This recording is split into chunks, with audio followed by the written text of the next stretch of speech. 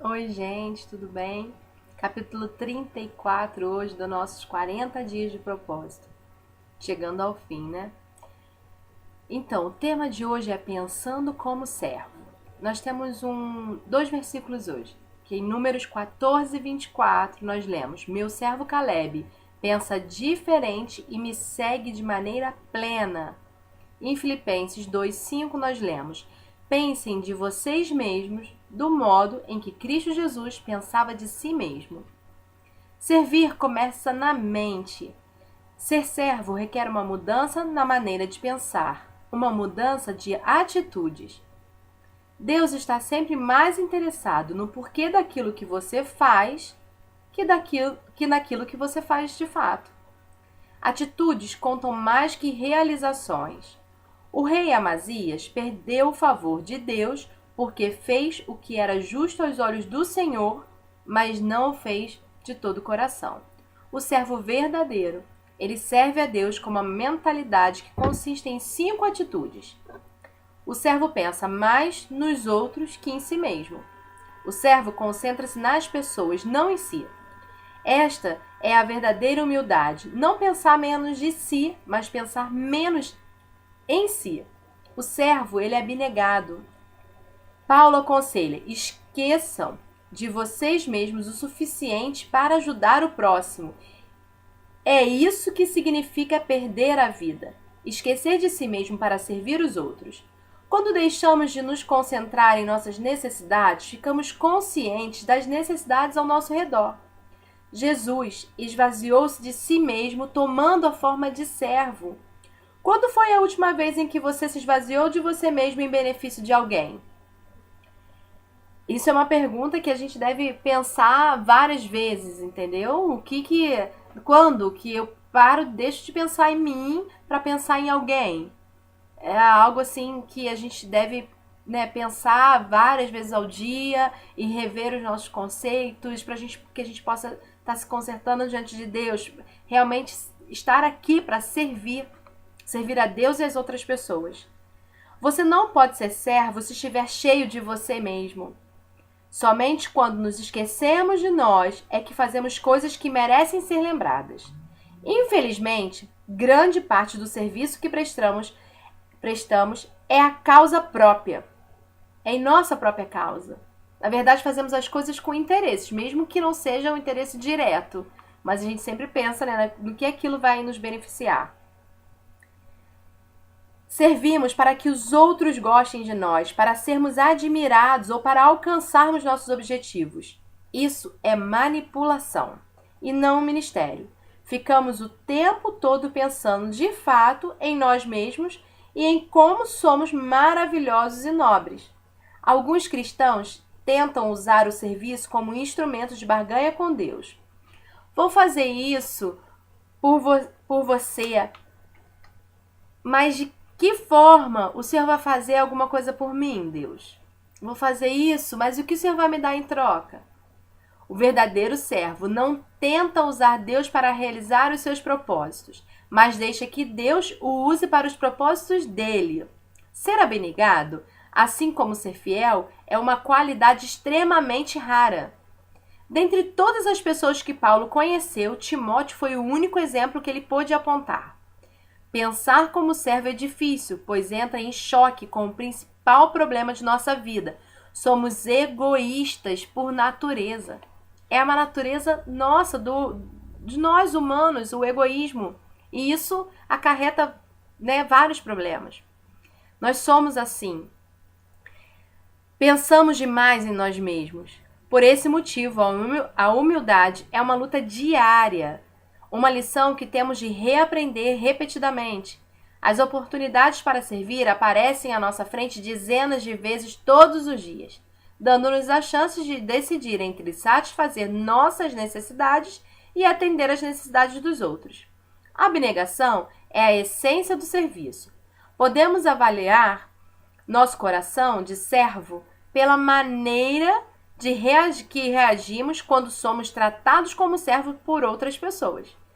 Como você reage quando alguém não o leva em consideração, lhe dá ordens o tempo todo ou o trata de modo inferior? A Bíblia diz: Se alguém tirar vantagem de você injustamente, use a oportunidade para exercitar a vida de servo. O servo pensa como administrador e não como proprietário. O servo está consciente de que todas as coisas pertencem a Deus. Na Bíblia, o administrador era o servo encarregado de gerenciar uma propriedade. José foi esse tipo de servo quando prisioneiro no Egito. Potifar entregou-lhe a mordomia da casa. Depois, o carcereiro lhe confiou a prisão. Por fim, o faraó pôs aos seus cuidados toda a nação. O serviço e a administração caminham juntos, pois Deus espera que sejamos dignos de confiança nas duas coisas. A Bíblia diz: o que se exige de quem tem essa responsabilidade é que seja fiel ao seu Senhor. Como você está lidando com os recursos que Deus lhe confiou? Para tornar-se um verdadeiro servo, você terá de resolver a questão do dinheiro em sua vida. Jesus disse: nenhum servo pode servir a dois senhores. Você não pode servir a Deus e ao dinheiro. Ele não disse: vocês não devem, mas vocês não podem. É impossível viver para o ministério e viver para o dinheiro. São objetivos que se excluem mutuamente. Qual deles você escolhe? Se você for servo de Deus, não poderá fazer nenhum trabalhinho por fora. Todo o seu tempo pertence a Deus. Ele exige lealdade exclusiva, não fidelidade de meio expediente. É o dinheiro que tem o maior potencial para substituir Deus em nossa vida. O materialismo é responsável por desviar as pessoas do serviço de Deus mais que qualquer outra coisa. Elas dizem: depois que eu atingir os meus objetivos financeiros, eu vou servir a Deus. É uma decisão tola, pela qual se arrependerão por toda a eternidade. Quando Jesus é seu mestre, o dinheiro serve você. Mas se o dinheiro for seu mestre, você se tornará escravo dele. A riqueza não é absolutamente pecado, mas deixar de usá-la para a glória de Deus é um pecado. O servo de Deus sempre se preocupa mais com o ministério que com o dinheiro. A Bíblia é extremamente clara. Deus usa o dinheiro para saber se você é um servo fiel. Foi por isso que Jesus falou mais sobre o dinheiro que sobre o céu e o inferno. Ele disse: se vocês não forem dignos de confiança em lidar com as riquezas deste mundo ímpio, quem lhes confiará as verdadeiras riquezas? A forma de você gerenciar o dinheiro afeta a quantidade de bênçãos que Deus derrama sobre a sua vida. No capítulo 31, mencionei dois tipos de pessoas: construtores do reino e construtores de riquezas. Ambos são bons em fazer os negócios crescerem, fechar acordos ou vender e obter lucro. Os construtores de riqueza continuam a acumular fortunas para si, independentemente de quanto tenham alcançado. Mas os construtores do reino mudam as regras do jogo. Elas ainda tentam ganhar tanto dinheiro quanto for possível, mas fazem isso para distribuí-lo. Usam a riqueza para financiar a Igreja de Deus e a sua missão no mundo. Na igreja de Sad Black, temos um grupo de diretores de empresas e empresários que tentam contribuir da melhor maneira. Por isso, costumam fazer doações na medida de suas possibilidades para promover o reino de Deus. Isso é um incentivo, né, que eles fazem ali à igreja. E incentiva você a conversar com seu pastor e iniciar um grupo de construtores do reino na sua igreja.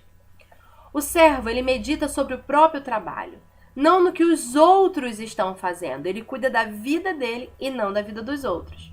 O servo de Deus não fica fazendo comparações, ele não critica, nem compete com os outros servos ou ministério. Está muito ocupado realizando a tarefa que Deus lhe designou. E aí vem uma pergunta: você tem se preocupado mais com a sua vida, em servir, em fazer a obra de Deus, ou você tem se preocupado mais com o que as pessoas têm feito?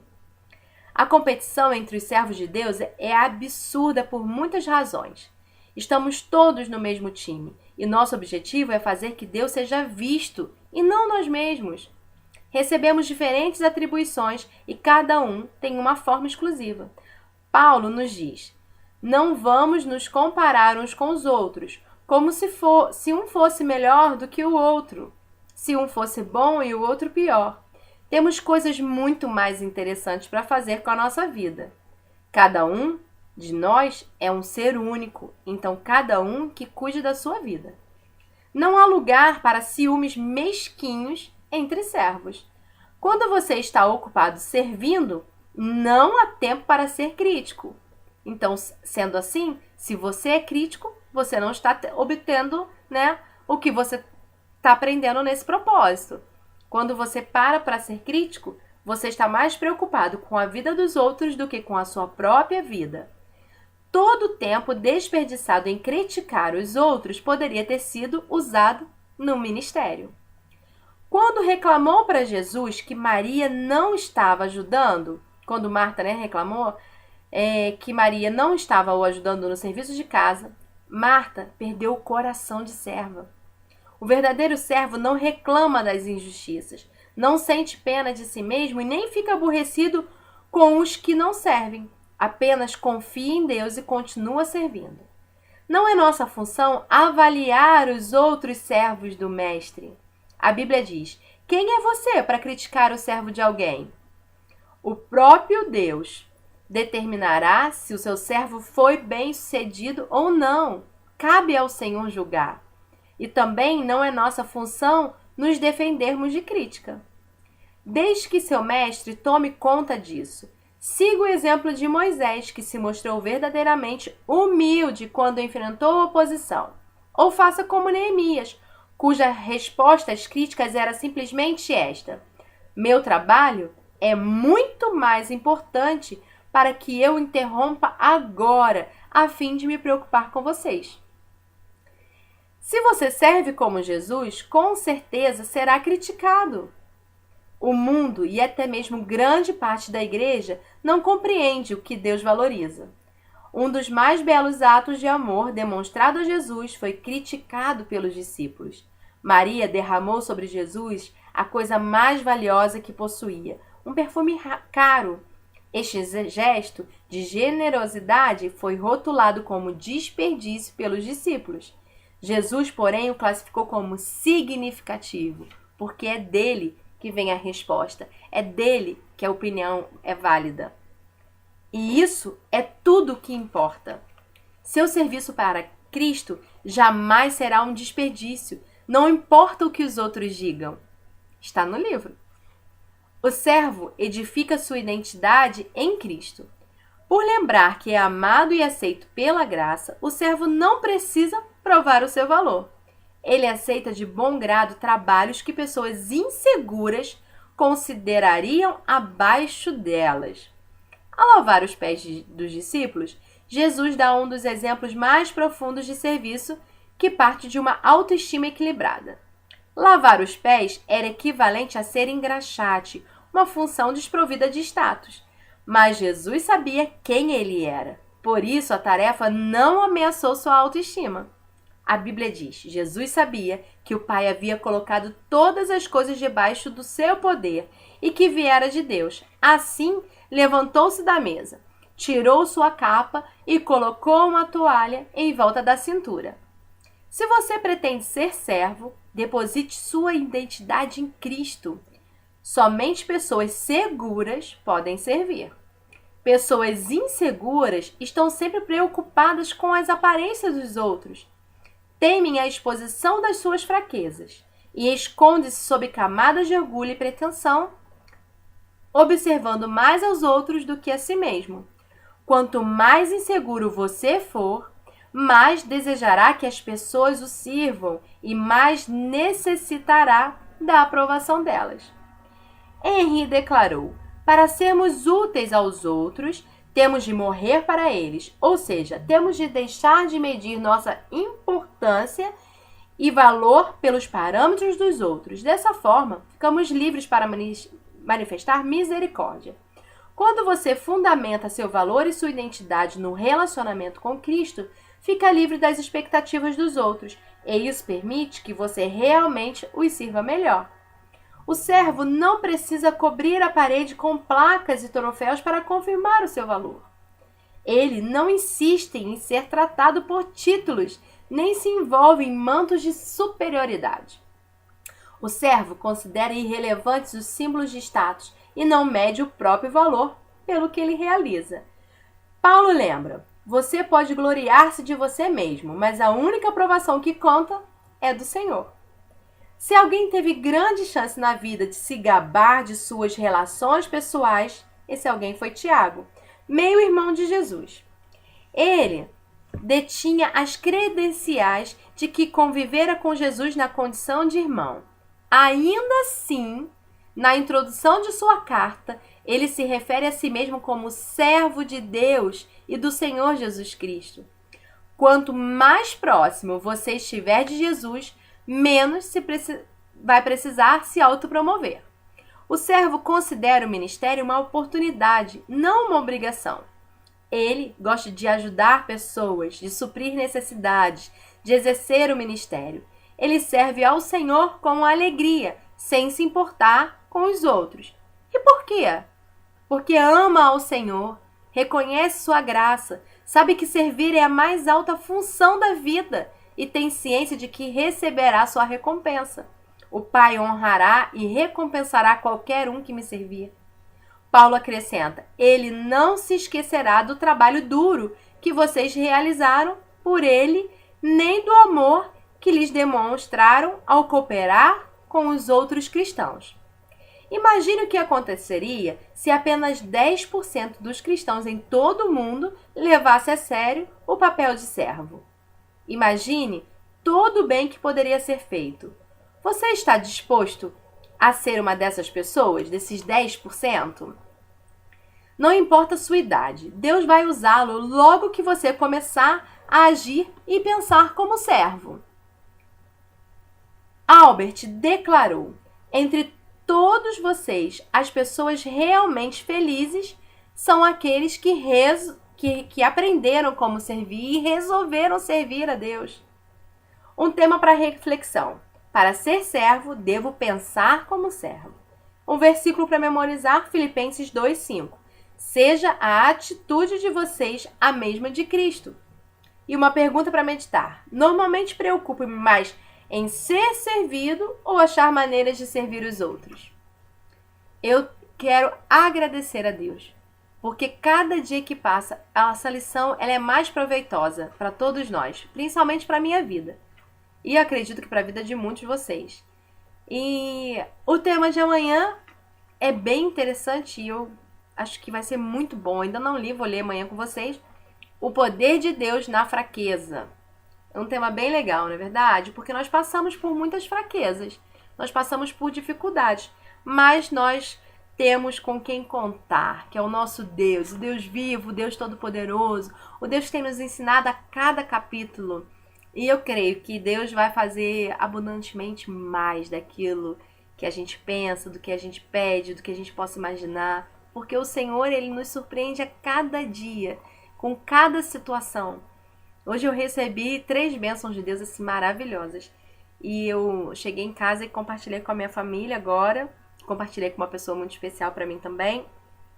E eu fico muito feliz de ver o cuidado de Deus com aqueles que se preocupam mais com o reino do que com as outras coisas. Eu tenho experimentado isso na minha vida. E eu creio que se você decidir por isso, você também vai experimentar. E o Senhor é maravilhoso. Eu só tenho que agradecer e agradecer pela vida de cada um de vocês que aguardam aqui a postagem do vídeo, que aguardam a postagem do áudio. Hoje eu postei o áudio cedinho, que eu consegui gravar na madrugada quando eu cheguei. E Deus é fiel o tempo todo e eu só tenho que agradecer a Deus. Precisamos começar a agradecer mais, né, do que pedir a Deus, porque o Senhor é maravilhoso, Ele tem nos dado livramentos a cada dia, livramentos que nós vemos e muitos que nós não vemos. O Senhor, Ele é fiel aos filhos dele, né, aqueles que o buscam, que confiam nele, confiam no seu poder. Eu desejo mais uma vez que Deus venha abençoar você e toda a sua família, que venha abençoar o seu trabalho, os seus negócios, os seus propósitos. Que o Senhor venha trazer um novo, né, para a nossa vida. Que nossa vida seja um novo a cada dia. E que a gente venha aprender mais com esse Deus maravilhoso que nós servimos. Deus abençoe você e até amanhã.